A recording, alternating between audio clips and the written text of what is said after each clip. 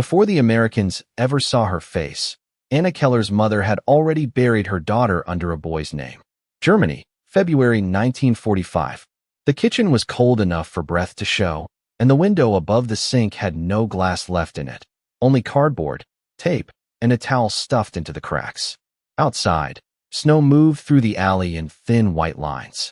Inside, Anna sat on a wooden chair with both hands folded in her lap, trying not to tremble as her mother stood behind her with sewing scissors. The scissors were small, nickel-plated, the kind used for thread, not hair. They had belonged to Anna's grandmother, who once used them to cut ribbon for church dresses and trim loose threads from Sunday gloves.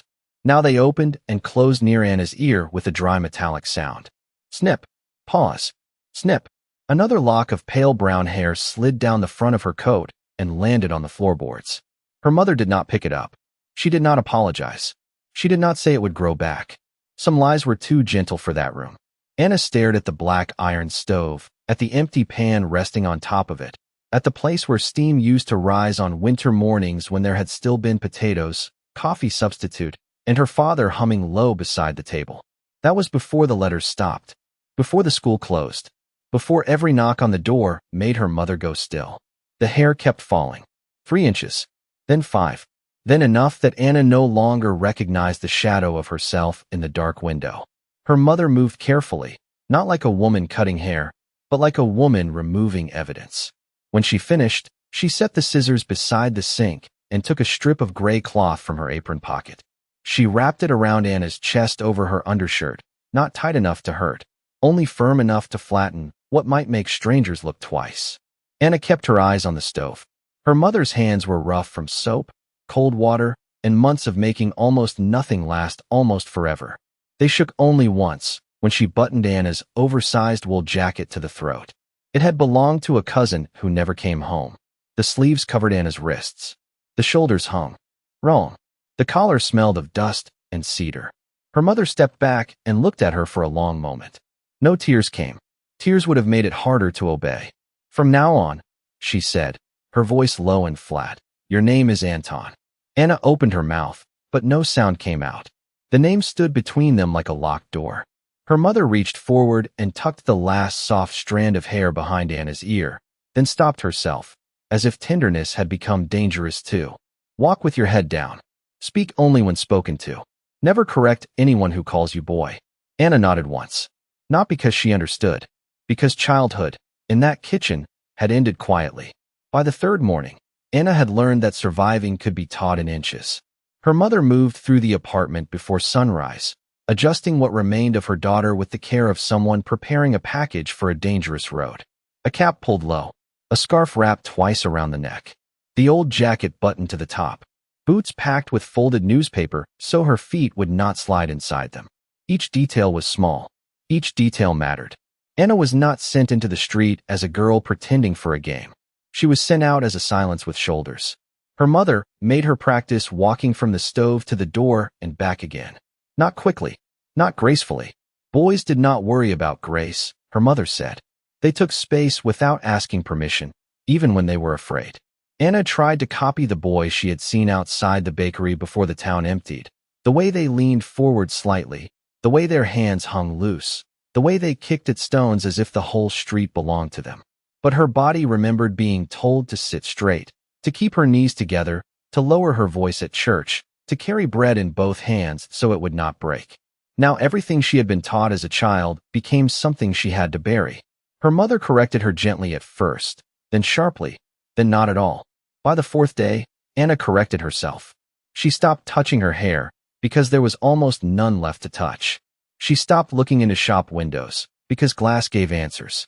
She was not ready to see. She stopped turning when someone called for a girl, even if the voice sounded familiar. The name Anna became something that lived under her tongue, warm and forbidden. Anton was colder. Easier to say, easier to lose. At the public pump 2 streets over, an old man asked her to help carry a pail, and she did it without speaking. The handle cut into her palm. The water sloshed against her boot. He called her a good lad, and Anna felt no pride, only a strange emptiness, as if the compliment had passed through the wrong person. At home, her mother showed her how to make her handwriting rougher. No loops, No careful curves. She took Anna's school notebook and tore out the pages where her name had been written in blue ink across the top. Anna watched the paper burn inside the stove, not with flames at first, but with a slow browning at the edges. A schoolgirl disappeared there. Not loudly, not all at once, just line by line. Outside, the town lived under a gray lid of waiting. Church bells no longer marked the hours. The butcher's sign swung in the wind, though there was nothing to sell. A horse cart stood abandoned near the corner with one broken wheel and a blanket folded neatly on the seat, as if the owner had meant to return after a minute and never did. Anna walked past it every afternoon with a basket that usually held nothing. The basket was another lesson. Empty hands attracted notice. A person carrying something looked as if he belonged somewhere. Her mother taught her that too. Belonging, even false belonging, could become a kind of shelter. At night, Anna slept in her cousin's trousers and wool socks, a small kitchen knife tucked under the folded blanket near her hand, not because she wanted to use it, but because fear needed an object to hold. She listened to her mother breathe in the next room. Some nights the breathing was steady. Some nights it broke apart and came back together. Anna never went to comfort her. Comfort belonged to the life before. In this life, they protected each other by not speaking too much. Once, near the end of March, her mother forgot and called her by her real name. It happened while pouring hot water into a chipped cup. Anna looked up. Her mother froze. The cup rattled against the saucer. For 1 second, the room softened. Then her mother closed her eyes and whispered, "Anton." Anna nodded. She did not cry. Crying would have required permission from a world that no longer gave it. On the second week of April, the waiting ended without ceremony. It came first as a sound beyond the hills, low and distant, like weather moving under the ground. Then came the smell of fuel, wet wool, and spring mud pressed flat by tires. By noon, the narrow road west of town carried a line of American vehicles, olive drab against the pale fields, their white stars dulled by dust. Anna stood in the doorway of the apartment building with the empty basket hooked over one arm, watching from beneath the brim of her cap. She had imagined shouting. She had imagined wild faces, burning anger, men who looked like the posters pasted on school walls. Instead, she saw young soldiers stepping down from trucks with tired eyes and mud on their boots. One of them rubbed his jaw as if he had not slept. Another held a paper cup of coffee and looked at the church steeple as though he were trying to remember what quiet felt like. The town did not greet them. Curtains moved. Doors stayed closed. Somewhere, a dog barked once and then stopped. Anna's mother pulled her back and sighed by the sleeve. Not hard, just enough. "Remember," she whispered. Anna nodded before the sentence was finished. "Anton, head down.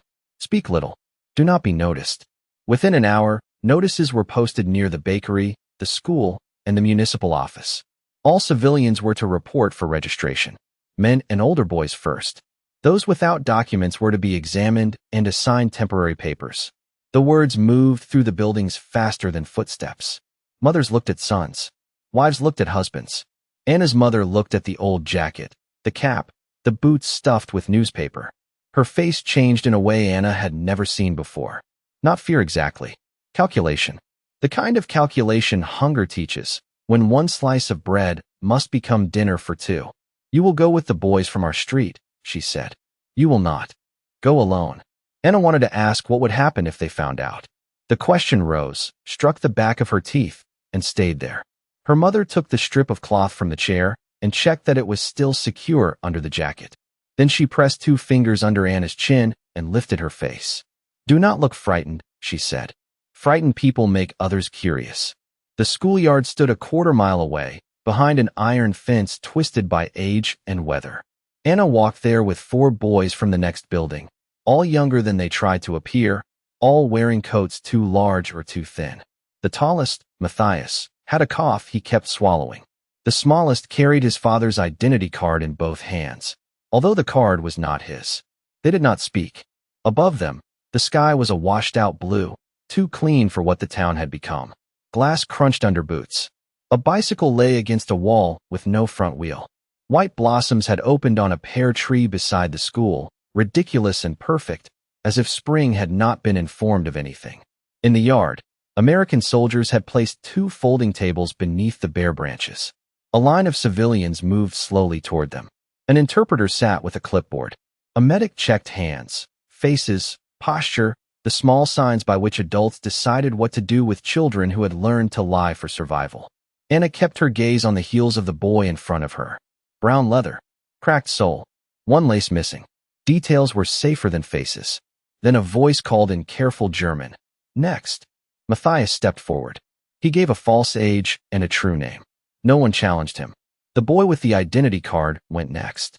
His hands shook so badly the paper fluttered like a trapped bird. Still, the Americans only wrote, stamped, moved him aside. Then it was Anna's turn. She stepped to the table. The officer seated behind it was not old, but the lines around his eyes made him seem older than his face. Captain Daniel Brooks, the name patch on his jacket said. He had light brown hair cut short, a square jaw darkened by a day of beard, and the stillness of a man who noticed more than he allowed anyone to see. He looked at Anna's cap, then the oversized jacket, then the boots. His eyes paused at the sleeves hanging past her knuckles. Name? The interpreter asked. Anna forced air through her throat. Anton Keller. The officer wrote nothing. For 1 second, his pencil remained above the page. Not long, just long enough for Anna to feel the room inside her chest go cold. Captain Brooks looked toward a woman in a field jacket standing near the medical table. She was American too, with auburn hair pinned beneath a service cap and a canvas bag at her hip. Nurse Evelyn Parker. She followed his glance, then looked at Anna. Not sharply, not suspiciously. Worse than that. Carefully. Anna lowered her head. The basket handle pressed into her palm. The name Anton sat in the air between them, thin as paper, and for the first time since her mother had cut her hair, Anna understood that hiding was not the same as disappearing. Captain Brooks did not correct the name. That was the first thing Anna noticed. He did not lean back, did not smile, did not call for another guard. He simply set the pencil down beside the clipboard and looked toward Nurse Evelyn Parker with the smallest movement of his chin. It was not an order meant for the yard. It was not a signal meant to frighten anyone. It was the kind of quiet exchange adults used when children were standing too close to danger and did not yet know which door was safe. Evelyn stepped forward and spoke to the interpreter, an older man with tired eyes and ink on his fingers. He listened, nodded once, then turned to Anna. The nurse would like to check your breathing, he said in German. Everyone is being checked. Anna knew this was not true. Not everyone had been pulled aside. Not everyone had made Captain Brooks stop writing. The boys from her street looked at her, then looked away quickly, as if looking too long might attach them to whatever happened next. Matthias coughed into his sleeve. The smallest boy held his borrowed card against his chest and stared at the school wall. Anna wanted to step backward. Her boots did not move. The newspaper stuffed inside them had shifted under her toes, making her stand unevenly, one heel higher than the other. Evelyn waited. She did not reach for Anna. She did not touch the cap. She did not say the false name again. She only opened one hand toward the school entrance. Inside, the interpreter said, "It is warmer." Warmer. Such a small word. The morning was not freezing. The sun had reached the windows. Still, Anna followed because refusal would have drawn more attention than obedience. The hallway smelled of chalk, damp coats, and old wood. Children's drawings still hung along the wall, curling at the corners. A house with smoke from the chimney. A red apple tree. A family standing beneath a yellow sun. Someone had drawn a girl in a blue dress with 2 braids and shoes shaped like black commas. Anna looked away before the picture could become a memory. Evelyn led her into what had once been the headmaster's office. A desk stood near the window. A cracked globe sat on a shelf. America faded to pale green. Germany no larger than a thumbprint. Captain Brooks remained outside the door for a moment, speaking quietly to the interpreter. Then he stepped in, removed his helmet, and placed it under one arm. He stayed near the wall, not blocking the door, not crowding the room. That mattered. Evelyn closed the door most of the way, leaving it open by an inch, just enough for decency, not enough for the yard to look in. "You do not have to be afraid," the interpreter said. Anna kept her eyes on the floorboards. The sentence sounded clean. Too clean. People said clean things when they wanted dirty truths to stay hidden. Evelyn took a folded army blanket from a chair and placed it around Anna's shoulders. The wool was rough and smelled faintly of soap, canvas, and rain. Anna flinched at the first touch, then hated herself for flinching. Evelyn noticed. Of course she noticed. Nurses noticed everything. But she did not comment. She only stepped back. "We are not here to shame you," the interpreter said after Evelyn spoke. Anna's throat tightened. Shame was already in the room. It was in the cap pulled low over her forehead. It was in the jacket that erased her shape. It was in the name she had borrowed and carried like a stone. Captain Brooks looked at the clipboard again. "Keller," he said carefully, pronouncing it with an American edge. "Is that your family name?" Anna nodded. "Your first name?" the interpreter asked. The room became very still. Outside, someone dragged a chair across the schoolyard, wood scraping stone. A truck engine coughed and settled. Somewhere down the hall, a window shade tapped against the frame. Anna held the blanket closed with both hands. Her mother's voice came back to her. "Never correct anyone who calls you boy. Never make them curious. Never give them the truth unless the lie has already failed." She swallowed once. "Anton," she said. It came out thin. Evelyn's eyes softened, but not with pity. Pity would have been easier to refuse. This was something worse. Recognition. Captain Brooks did not write the name. He turned the pencil between his fingers, once, twice, then set it down again. "Ask if she wants us to use that name," he said. The interpreter repeated it in German, and the words landed in Anna's chest with a weight she was not prepared for. Wants. Not must. Not should. Not what do your papers say. Wants. For months, every name had been a hiding place chosen by fear. No one had asked what she wanted to be called. Anna looked at the cracked globe. Her hand tightened on the blanket until her knuckles turned pale. The answer rose slowly, from somewhere older than the cap, older than the jacket, older than the scissors on the kitchen table. "Anna," she whispered. Evelyn heard it. Captain Brooks heard it. The interpreter lowered his eyes before translating, as if the word deserved privacy. Captain Brooks picked up the pencil and wrote carefully on the form. Not loudly, not ceremonially, just one name replacing another. Anna Keller. Ink on paper. A small restoration. A door opening without a sound. Anna watched the pencil move across the paper as if it were doing something too delicate for war. The letters appeared slowly. A first name. A family name. No trumpet. No promise. No speech about mercy. Just ink finding the place where a lie had been standing. Captain Brooks tore the page from the top of the stack and handed it to Evelyn, who folded it once and placed it on the desk beside a tin cup full of dull pencils. "Temporary civilian registration," the interpreter said. "It means you are accounted for. It means no one can move you without record." Anna nodded, though she understood only part of it. Record. Accounted for. Words that sounded cold until one had lived without protection. Evelyn poured water from a canteen into a chipped school glass and set it on the desk. She did not push it toward Anna. She let the glass wait there. Anna looked at it for several seconds before lifting it with both hands. The water tasted faintly of metal and canvas. She drank too quickly, then stopped, embarrassed by the sound of her own swallowing. No one mentioned it. That silence helped more than comfort would have. Captain Brooks spoke again, his voice low enough that Anna had to look up to follow the interpreter. "Are there others?" The glass paused halfway down. Anna's fingers tightened around it. Outside, the registration line moved in slow pieces. Boots shifted on the stone. A boy coughed. Somewhere a woman called a name and was answered by no one. Anna knew exactly what the captain meant. Not other civilians. Not other children. Others like her. Others whose mothers had cut hair by kitchen light. Others wrapped in borrowed jackets and male names. Her first instinct was to protect the lie. The lie had kept them walking through streets where questions could become doors closing. The lie had let Liesel Bauer carry firewood past checkpoints. It had let Marta Weiss sleep in a cellar with 20 strangers and not be separated from her brother. It had let Greta Fox stand in ration lines with her cap pulled low and her eyes on the ground. The lie was ugly, but it had served them. Anna looked at Evelyn, then at Captain Brooks.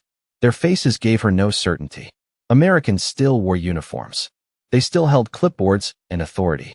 Kindness, her mother had warned once, could be another kind of trap if a frightened person wanted it too badly. Captain Brooks seemed to understand the pause. He removed his gloves, finger by finger, and placed them on the desk. The gesture was small, but it changed the room. Bare hands. No performance. No one will be punished for hiding in. Order to survive, he said. The interpreter repeated it carefully.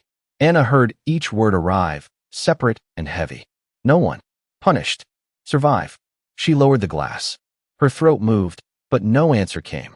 Evelyn walked to the window, and pulled the shade down halfway, cutting the room off from the yard. The light changed from white to amber. Dust moved through it like fine ash. "We can speak to them privately," Evelyn said through the interpreter. "No crowd. No laughing. No questions they do not want to answer." Anna looked toward the door. Through the narrow opening, she could see the schoolyard and the line of boys from her street. Matthias stood with his shoulders hunched, coughing into his sleeve.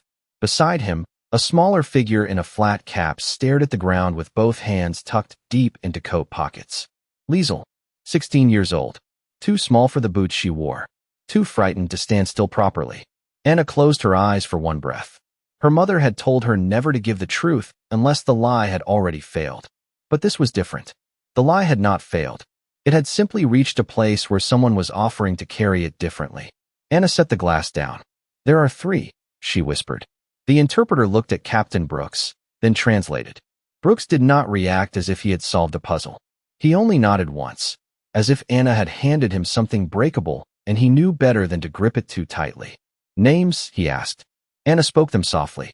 Liesel Bauer, Marta Weiss, Greta Falk. Each name seemed to make the room larger and sadder. Evelyn wrote them on a separate sheet, her handwriting neat, rounded, American. Then Captain Brooks opened the door and stepped into the hall. He did not call the names across the yard. He did not let the soldiers turn it into a spectacle. He asked the interpreter to bring them in one at a time, quietly, as if calling students to the headmaster's office after class. Anna stayed by the desk, wrapped in the army blanket, listening to footsteps approach. First Liesel, light and uneven. Then Marta, slower. Then Greta, who walked as if she had decided long ago that fear would not show on her face. When they entered and saw Anna, not Anton, standing beside the desk with her real name written on paper, something passed between them without speech. Not relief yet.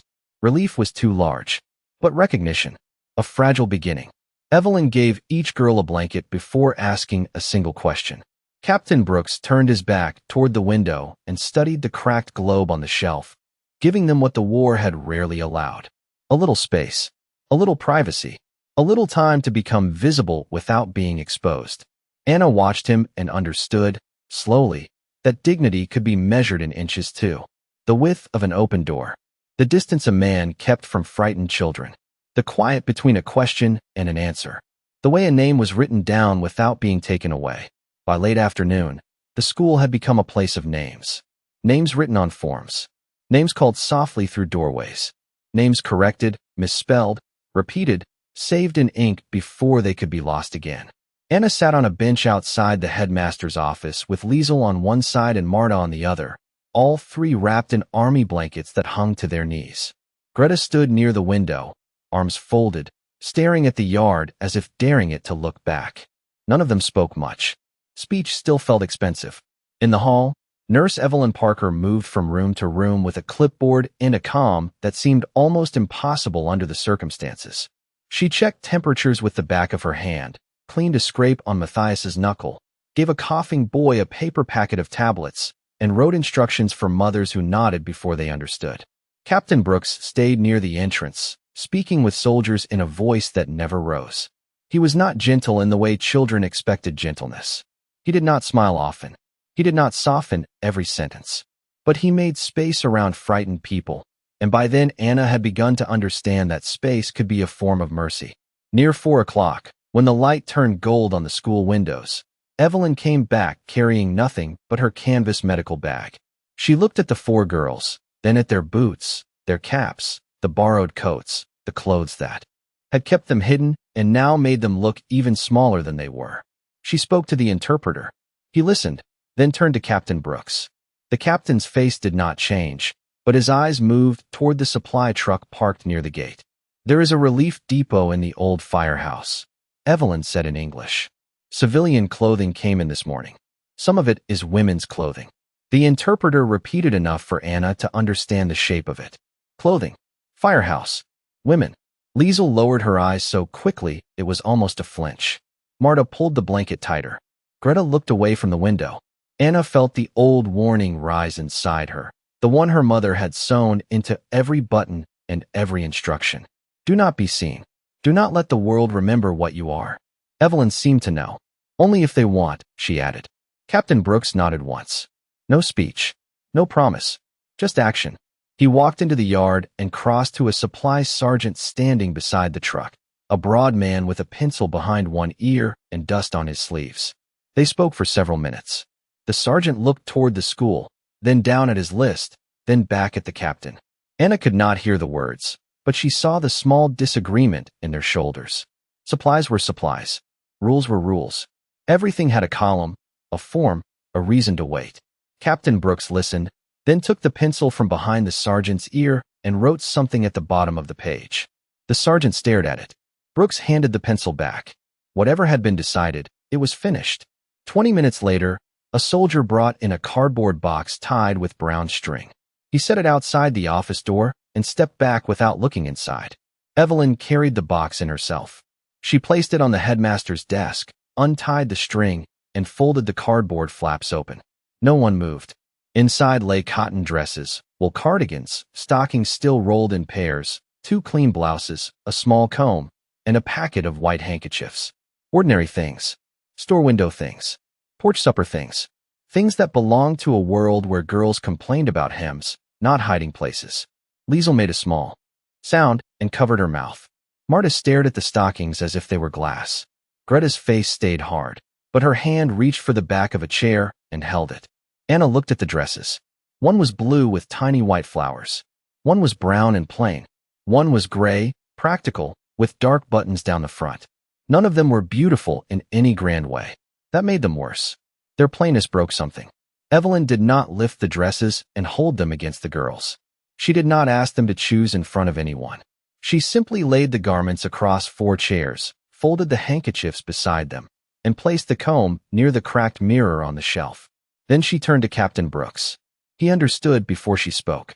He stepped out into the hall and closed the door behind him, leaving only Evelyn, the interpreter's wife who had been called in for propriety, and the 4 girls inside the quiet room. For a long moment, no one touched anything. Then Liesel reached toward the blue dress with 2 fingers, as if asking permission from the cloth itself. "We can wear this," she whispered. Evelyn nodded. "If you want to," the interpreter's wife said in German. Anna looked at the gray dress with the dark buttons. Her hair was still short. Her boots were still too large. Her hands were still rough from carrying empty baskets through empty streets. A dress could not undo any of that. But when she lifted it from the chair, the cotton made a soft sound, and for the first time in months, Anna held something that did not ask her to disappear. The room did not change when the dresses came out. The cracked walls remained cracked. The old globe still leaned to one side on the shelf. Dust still gathered along the baseboards where schoolchildren once dragged their shoes after recess. Yet Anna felt as if the air had shifted by a full season. Evelyn turned away first, busying herself with the medical bag, though there was nothing in it she needed. The interpreter's wife, Mrs. Adler, drew the window shade all the way down and checked the door. Captain Brooks stood outside in the hall. Through the wood, Anna could hear his voice once, low and brief, telling someone to keep the corridor clear. After that, only the 4 girls remained with the clothes and the strange quiet they created. Liesel held the blue dress against her chest, but did not put it on. She looked at Anna, waiting for the oldest to decide what courage meant in a room like that. Marta touched the stockings, then pulled her hand back, embarrassed by wanting something so ordinary. Greta lifted the brown dress with practical hands, inspecting the seams as if usefulness could protect her from emotion. Anna kept the gray one folded over her arm. The cotton was heavier than it looked. Not expensive, not fine, but clean. It smelled of soap, storage, and the faint dry scent of cardboard. Cleanliness had become almost suspicious after months of smoke, damp wool, and cellar air. Mrs. Adler spoke gently. "You may change behind the screen." The screen stood in the corner, a wooden frame with faded fabric panels printed with pale roses. Once, perhaps, it had belonged in a teacher's room or a doctor's office. Now it became a border between who they had been forced to be and who they might still be. Greta went first. She took the brown dress and disappeared behind the screen with the stiff posture of someone entering a courtroom. Cloth rustled. Buttons clicked. A boot dropped softly to the floor. When she came out, her hair was still cropped short, her face still guarded, but the hard line of her shoulders had changed. Not softened exactly, released by 1 inch. No one spoke. That silence was a kindness. Marta followed. Then Liesel, who needed help with a button near the collar because her fingers shook. Evelyn stepped forward only after Liesel nodded permission. She fastened the button without fuss, then stepped back immediately. Anna saw that too. The care, the distance, the way help could be given without taking command. At last, Anna stood with the gray dress in both hands. She walked behind the screen. The floorboards creaked under her oversized boots. For a moment, she only stood there, hidden by faded roses, unable to move. She remembered her mother cutting her hair. She remembered the strip of cloth. She remembered the first time an old man at the pump had called her a good lad. She remembered nodding as if the wrong name had not passed through her like cold rain. Her hands went to the buttons of the cousin's jacket. One by one, she opened them. The jacket slid from her shoulders and fell across the chair. It looked larger without her inside it, shapeless and tired, like a shed skin. She did not hate it. That surprised her. The jacket had protected her. The false name had protected her. The cap, the rough handwriting, the lowered eyes, all of it had been built from fear, but fear had carried her this far. She folded the jacket before putting it down. Then she stepped into the dress. The hem reached below her knees. The waist hung loose. The sleeves needed to be turned twice. It did not fit well. Nothing in war ever did. Anna fastened the dark buttons slowly. Button, breath, button, breath. When she stepped out, the room turned toward her without staring. Liesel's mouth opened slightly, then closed. Marta lowered her eyes and smiled at the floor. Greta gave one small nod. The kind soldiers gave bridges that held. Evelyn said nothing at first. She only reached to the shelf, picked up the small comb, and offered it handle first. Anna took it. There was almost no hair to comb, but she drew it once through the short, uneven strands anyway. The sound was tiny. Plastic against hair. A sound from another life. Mrs. Adler adjusted the cracked mirror so Anna could see herself. Not all at once. The mirror was too narrow for that. First the hem, then the dark buttons, then the blanket-thin wrists, then the face. Short hair, hollow cheeks, gray eyes too old for 18. And yet, beneath all of it, not Anton. Anna touched the top button with 2 fingers. Outside the door, a soldier laughed at something in the hall. Not at them, just a young man's careless laugh carried through wood. The 4 girls went still. Instantly. Completely. The room remembered danger before their minds did. The laughter stopped. Captain Brooks spoke, low and firm. No anger. No spectacle. Just a sentence with weight. Not here. 2 words. The hall became quiet. Anna looked at the door, then back at the mirror. She understood then that the dress was not the gift. The gift was the room around it. The closed door. The lowered shade. The officer in the hall making silence safe. The nurse who waited for permission before touching a button. The small gray space in which 4 girls were allowed to return to themselves without being watched. The door opened only after Evelyn asked if they were ready. Not before. That mattered more than anyone in the hallway could have known. Greta stepped out first, because Greta always chose the hard thing quickly before fear could make an argument. Marta followed with her hands folded at her waist. Liesel came next, blue cotton brushing against boots that still belonged to someone else. Anna came last. The gray dress hung loose from her shoulders, its hem uneven where the fabric had been folded too long in a box, its buttons dark against the washed cloth. The cousin's jacket was folded over her arm. She would not leave it behind. Survival, even when it became unnecessary, deserved to be carried carefully. The hallway had gone very quiet. Captain Brooks stood near the door with his helmet tucked beneath one arm. 2 soldiers waited farther down the corridor, both facing away, not because they had been told to be ashamed, but because the captain had made it clear that looking was not the same as seeing. The young soldier who had laughed earlier kept his eyes fixed on a map pinned to the wall. His ears were red. Anna noticed, then looked away. She had learned that embarrassment could become cruelty if someone stared at it too long. Brooks glanced once at the 4 girls, not inspecting, not measuring, only confirming that they were all right. Then he stepped aside. The schoolyard lay beyond the open doors, bright with late afternoon sun. Civilians still waited near the tables. Mothers stood with ration cards. Boys leaned against the fence. An old man sat on the steps holding his hat in both hands. Life had resumed its slow, paperwork shape, yet when the 4 girls reached the entrance, the yard changed. Not dramatically. No one shouted. No one pointed. But conversations thinned. Heads turned, then lowered again, as if people understood by instinct that a private thing had crossed into public light. Anna saw Matthias first. He stared for 1 second, then swallowed his surprise and gave a small nod, not to Anton, but to Anna. The smallest boy from their street looked confused, then relieved, then ashamed that relief had come so late. Liesel gripped Anna's sleeve. The gray fabric bunched under her fingers. "Do we go home now?" she whispered. Anna did not know. Home had become an uncertain word. A room could be home. A person could be home. A name on paper could become the first board in a house not yet built. Captain Brooks spoke with the interpreter at the table, then turned toward them. "You will return to your families tonight," the interpreter said. "A patrol will walk you back. Tomorrow morning, you report here again for food cards and medical records. No one will separate you from your mothers." Liesel let out a breath so small it barely existed. Marta looked at the ground. Greta blinked once, hard. Anna held the folded jacket closer to her chest. Across the yard, her mother stood beside the iron fence. Anna had not seen her arrive. The older woman wore the same dark coat, the same scarf tied beneath her chin, the same face that had refused tears in the kitchen. But now her eyes moved over Anna slowly. The short hair, the gray dress, the boots, the jacket folded like a finished chapter.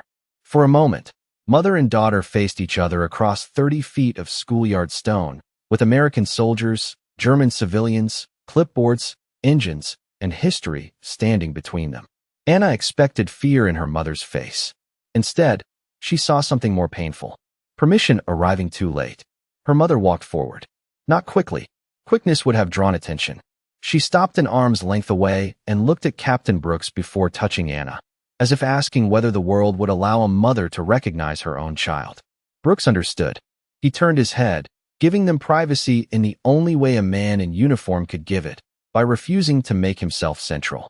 Anna's mother reached out and touched the top button of the gray dress. Her fingers rested there for 1 second. Then she smoothed the fabric over Anna's shoulder with the same motion she had once used to brush flour from a school blouse. No apology came. No explanation. Only that hand, rough and familiar, making a small order out of wrinkled cloth. "Anna," she said. The name did not break. It held. Anna lowered her head, and for the first time since February, she did not lower it to hide. She lowered it because her mother's forehead had come to rest against hers, and the yard around them had gone respectfully still. The walk back to the apartment took less than 10 minutes, but Anna remembered it for the rest of her life as if it had crossed an entire country.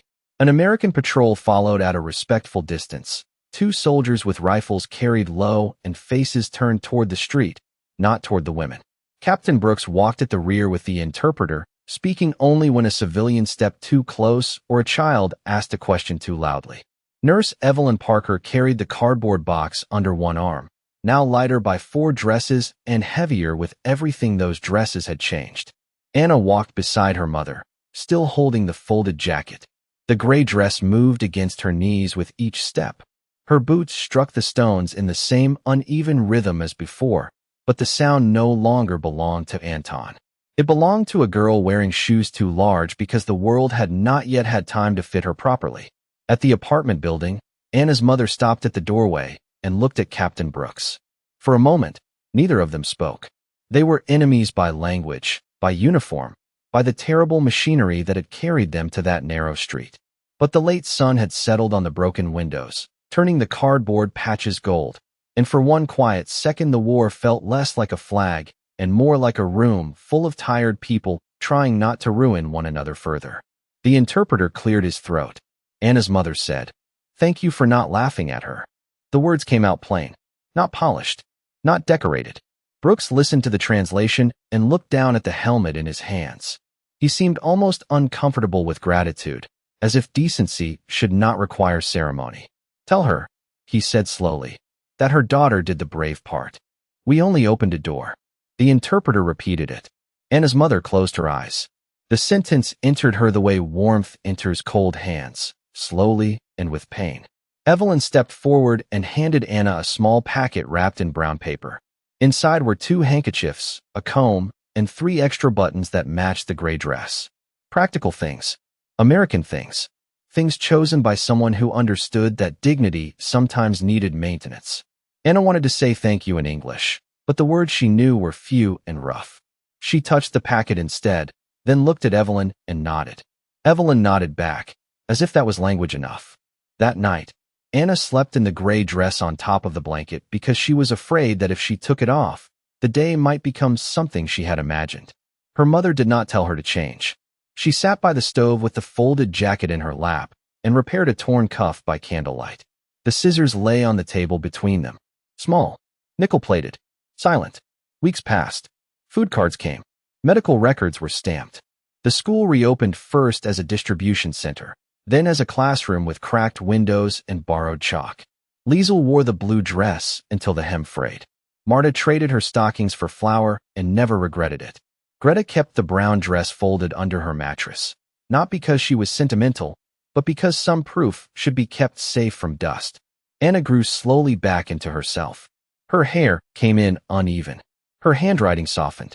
She stopped answering when boys from the street called Anton by mistake, not with anger, only with patience, as if they were learning a difficult lesson and she had already passed it.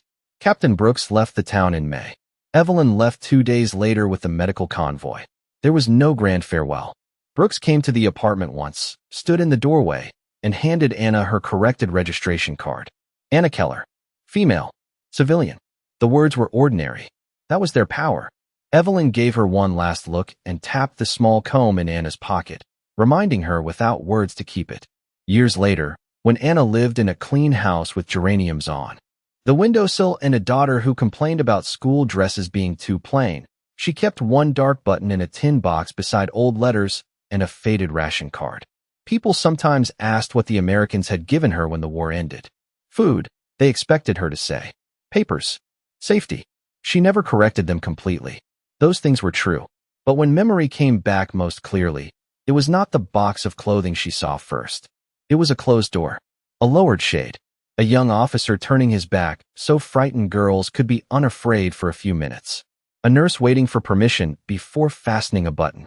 A mother speaking her daughter's name in public without whispering. Anna did not become herself again because of a dress.